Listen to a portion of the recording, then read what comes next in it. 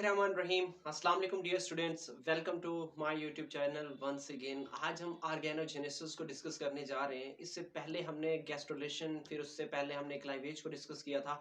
अगर आप लोगों ने वो लेक्चर्स नहीं देखे तो आप लोग जाके विजिट कर सकते हैं और वीडियोस को वॉच कर सकते हैं और उनसे मुस्तफीद हो सकते हैं। और उसके साथ साथ भाई चैनल को सब्सक्राइब लाजमी करना, मैं पहले ही कह रहा हूँ। ये सारी मेहनत, इतनी हार्ड वर्किंग सिर्फ आप लोगों के लिए, ताकि आप लोगों को स्टडी बायो मुश्किल ना लगे। कहते हैं यार बायो मुश्किल है, किधर है बायो मुश्किल, कितना आसान है।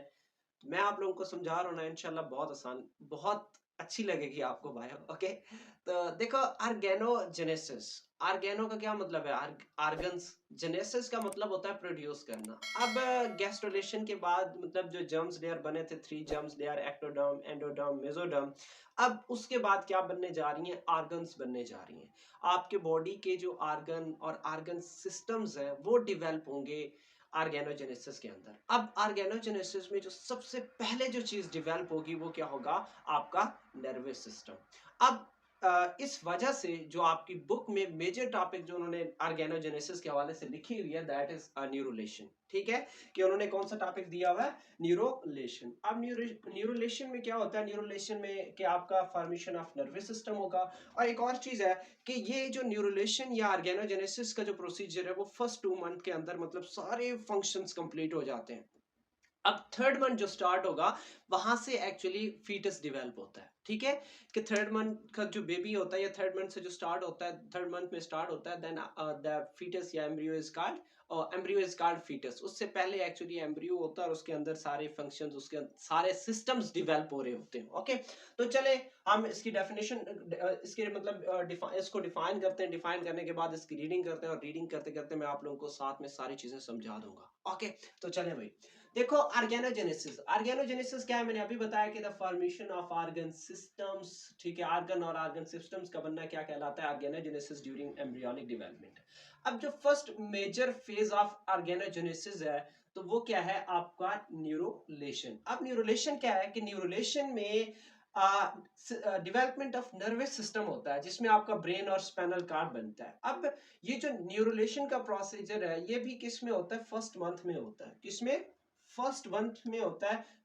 एम्ब्रियोनिक डेवलपमेंट जब हो रही होती है तो उसके फर्स्ट मंथ में ये न्यूरोलेशन का प्रोसीजर होता है और उस दौरान आपका नर्वस सिस्टम बनता है। अब nervous system develops from the ectoderm।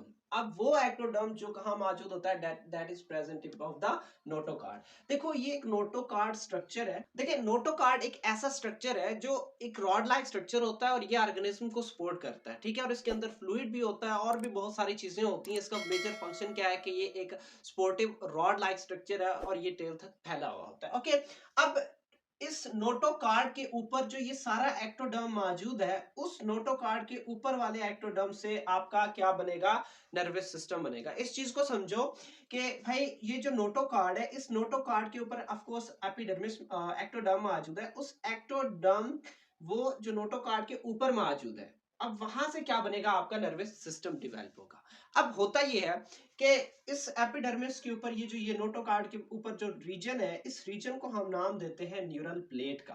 ठीक है, अब इस न्यूरल प्लेट के ऊपर एक छोटा सा डिप्रेशन बनता है, उस डिप्रेशन को हम नाम देते हैं न्यूरल ग्रूव का। चलिए मैं यहाँ पे लिख लेता हूं कि न्यूरल ग्रूव। अब ये जो न्यूरल ग्रूव है, अब यहाँ पे एक्चुअली फोल्डिंग होगी। उस फोल्डिंग को फर्दर मैंने किसका नाम दिया? न्यूरल फोल्ड का नाम दिया। चले साथ में रीडिंग भी करते हैं। ठीक है, देखो that is present above the notochord. यहाँ तक बात समझ जाता है। Ectoderm thickens. जो एक्टोडर्म है वो थिक होती है। ये वाली एक्टोडर्म की जो लेयर है थिक होती है और थिक होके क्या बना देती है? न्यूरल प्लेट बना देती है। ठीक है, ectoderm thickens and the form neural plate. ये क्या बना देती है भाई? न्यूरल प्लेट बना देती है। The central cells of neural plates move inward, मतलब डाउनवर्ड मूव करते हैं और एक डिप्रेशन बन जाता है। उस डिप्रेशन को हम नाम देते हैं न्यूरल ग्रूव का नाम देते हैं। ठीक है, कि अब ये जो न्यूरल प्लेट के सेल्स हैं वो क्या होते हैं? कि डाउनवर्ड मूव करते हैं और डाउनवर्ड मूव करके क्या बना देती हैं? न्यूरल ग्रूव बना देती हैं। ठीक है, अब इस न्यूरल ग्रूव में क्या होता है? इसके जो सेल्स हैं वो अंदर की तरफ मूव करना स्टार्ट कर देंगे। ठीक है, मैं चलिए यहाँ ऐसे करता हूँ कि ऐसे न्यूरल ग्रूव है ना, कुछ ऐसे न्यूरल ग्रुप है ना। अब इसके जो सेल्स है वो अंदर की तरफ ऐसे मूव करना स्टार्ट कर देंगे। अब इस जब ये सेल्स अंदर की तरफ मूव करते हैं तो उससे एक फोल्ड लाइक स्ट्रक्चर बन जाता है जिसको हम नाम देते हैं न्यूरल फोल्ड। अब 22nd डे जब 22nd डे स्टार्ट होता है तब उस वक्त क्या होता है कि the neural fold develops on the either side of the neural groove. ठीक है, अब ये जो न्यूरल ग्रूव है, ये अब इसके दोनों साइड से, मतलब ये जो आपका ग्रूव था, डिप्रेशन था यहाँ पे पहले बना था, अब उसके दोनों साइड पे ऐसे मतलब फोल्ड लाइक स्ट्रक्चर बन जाता है। ये देखो, ये जो फोल्ड लाइक स्ट्रक्चर है, इस फोल्ड लाइक स्ट्रक्चर को न्यूरल फोल्ड का नाम देते हैं। अब ये जो फोल्ड लाइक स्ट्रक्चर है वो एक ट्यूबुलर ट्यूब लाइक स्ट्रक्चर में कन्वर्ट हो जाता है, जिसको हम नाम देते हैं न्यूरल ट्यूब का नाम देते हैं। ओके, मैं यहां से बता देता हूं। ठीक है, the neural fold develops on the either side of the groove के दोनों साइड पे न्यूरल फोल्ड लाइक स्ट्रक्चर बनता है which come closer to each other, वो एक दूसरे के फर्दर करीब आ जाते हैं और क्या बनाते हैं, and finally form a tube like structure.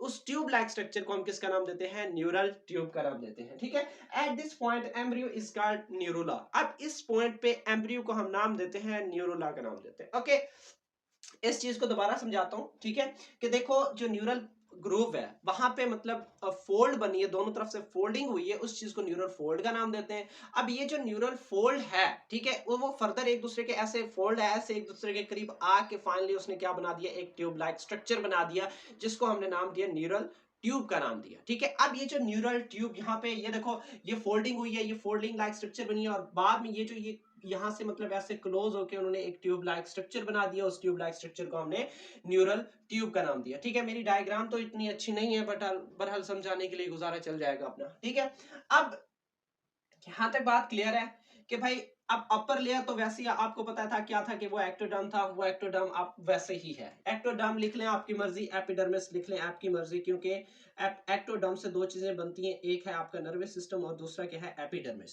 अब ये जो साथ में यहाँ पे मौजूद थे मेसोडर्म्स, ठीक है, वो मेसोडर्म बाद में किस में कन्वर्ट हो जाएंगे, सोमाइट्स में, मतलब आपकी बॉडी के डिफरेंट सेल्स में, डिफरेंट स्ट्रक्चर्स। ओके, अब सेंटर में एक तो नोटोकार्ड मौजूद है और दूसरा क्या मौजूद है, न्यूरल ट्यूब मौजूद है। ओके, अब ऊपर पढ़ो कि एंटीरियर पार्ट द ब्रेन। अब इस न्यूरल ट्यूब का ऐसे ये ट्यूब लाइक स्ट्रक्चर है, अब ऐसे ट्यूब लाइक स्ट्रक्चर है, अब इस ट्यूब लाइक का जो इंटीरियर रीजन है, मतलब जो फ्रंट वाला रीजन है, फ्रंट वाला, वो किस में कन्वर्ट हो जाता है, ब्रेन में कन्वर्ट हो जाता है, और बाकी जो पिछला सारा हिस्सा है वो किस में कन्वर्ट हो जाएगा, स्पाइनल कॉर्ड में कन्वर्ट हो जाएगा। इंटीरियर पार्ट किस क्या बनाएगा, brain, and the other will form the spinal cord बना देगा। ओके, अच्छा एक और चीज है भाई, यहां तक ये प्रोसीजर आपका जो न्यूरल ट्यूब बना है वो प्रोसीजर कंप्लीट हो गया, और आपने ये भी पढ़ लिया कि न्यूरल ट्यूब का जो फ्रंट रीजन है वो ब्रेन बनाएगा, और उसको बैक रीजन है वो क्या बनाएगा, स्पाइनल कॉर्ड बनाएगा।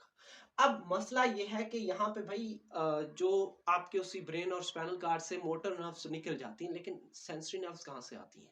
तो इस चीज के लिए एक्चुअली क्या है कि न्यूरल क्रस्ट एक्चुअली ये जो न्यूरल प्लेट के बॉर्डर्स नहीं है, ये वाले ये न्यूरल प्लेट की बॉर्डर्स नहीं है, ये एक्चुअली बॉर्डर्स क्या करती हैं, क्या क्रिएट करती हैं, कौन से सेल्स बनाती हैं, न्यूरल क्रस्ट बनाती हैं।